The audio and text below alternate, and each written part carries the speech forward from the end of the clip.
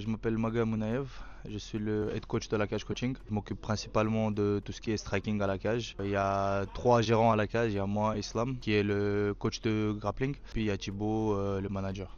Donc on est 3 à gérer la cage. Alors mon parcours ça a commencé en Tchétchénie. À l'âge de 5 ans j'ai commencé à faire de la lutte. Jusqu'à mes 10 ans j'ai fait de la lutte. Après je suis né en Belgique, plus ou moins à l'âge de 13 ans j'ai commencé le judo en Belgique. Le judo, j'en ai fait jusqu'à l'âge de mes 18 ans. J'étais ceinture brun de judo. J'ai fait quelques compétitions. De 18 à 19 ans, j'ai un peu divagué. J'ai fait un peu d'anglaise, un peu ci, un peu ça. C'est le moment où j'ai voulu changer de sport. Et à 19 ans, j'ai commencé le pied-point, donc le kickboxing. Et là, j'ai fait ça jusqu'à mes 28 ans où j'ai voyagé un peu partout dans le monde. J'ai fait dans les meilleurs clubs. J'ai pu m'entraîner un peu avec beaucoup de monde.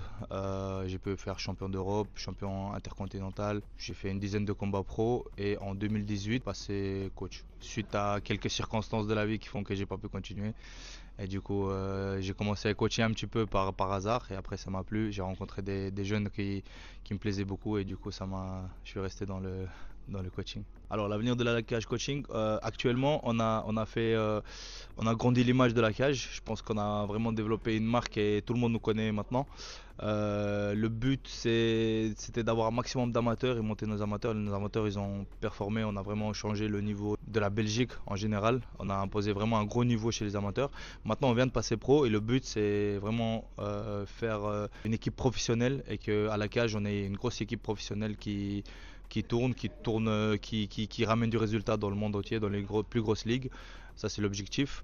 En même temps, en parallèle, en continuant à donner des cours aux nouveaux, aux jeunes et essayer vu qu'on a réussi à faire ça avec certains jeunes, de donner l'occasion à d'autres jeunes d'évoluer et de se faire une carrière dans le MMA et de monter, on va dire, socialement via le MMA pour ceux qui le souhaitent.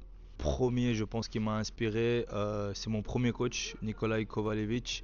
C'était un Russe qui était venu en Belgique, il est resté 2 ans seulement en Belgique, j'ai pu m'entraîner avec les 2 ans. À la base, j'étais pas très fan du pied-point, j'étais beaucoup fan de l'anglaise, j'aimais beaucoup l'anglaise, mais vu qu'à Namur, le style me convenait pas parce que le club d'anglaise qu'il y avait à Namur, ben, j'ai pu commencer avec lui et vraiment il m'a donné le goût du pied-point. Il avait une manière, une certaine philosophie du pied-point qui était très intéressant. Et je pense que c'est la première personne qui m'a vraiment inspiré. Et après, au fur et à mesure, il y a eu d'autres. Vu que j'étais combattant, il y a beaucoup de combattants qui m'ont inspiré, grâce à qui j'ai pu changer mon style, m'inspirer à apprendre des techniques, etc.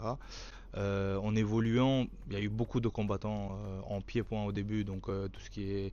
Je pense Badrari, c'était un vraiment qui m'a inspiré beaucoup parce qu'il mettait beaucoup de KO.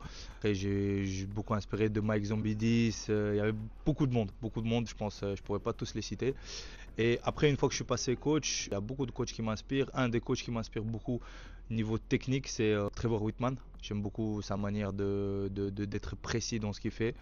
Et j'aime beaucoup aussi Abdul Manap pour sa philosophie de vie et comment il motive ses gars, comment il cadre ses gens, comment il cadre ses garçons pour que ils mettent des graines en eux qui font que même après sa mort, tu vois que ça continue à fleurir. Parce que ça, je trouve que c'est le plus important chez un coach, c'est de savoir mettre la bonne graine, la bonne pensée dans la tête de son gars pour que même s'il n'était pas là, il garde toujours cette bonne pensée et qu'il continue d'être un bon gars et un bon athlète dans l'avenir.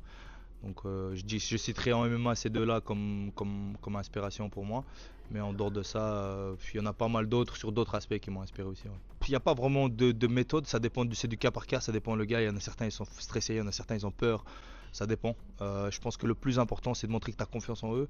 Et surtout si toi tu es paniqué, il faut jamais transmettre ça. Il faut vraiment essayer de garder tes émotions en dehors et montrer que tu es toujours sûr de lui. Même si tu sais que le mec en face est très chaud et que ça va être difficile pour lui, tu restes toujours, tu dis toujours non ça va aller, t'inquiète, tout va bien, on est là pour toi. Montrer que tu es toujours derrière lui, montrer que tu es fier de lui, montrer que tu sais qu'il est préparé pour ça, qu'il peut le faire. Et je pense que ton attitude joue beaucoup sur ton athlète. Donc l'attitude du coach est très importante, de pas trop paniquer, pas trop s'emporter émotionnellement et vraiment essayer d'être là pour lui et voir si repérer chez lui des traits de comment dire ses expressions, ses émotions puissent se reprendre en main et continuer le combat. Merci All Fight News, super votre travail, on est fiers de vous, continuez comme ça, merci à vous les gars.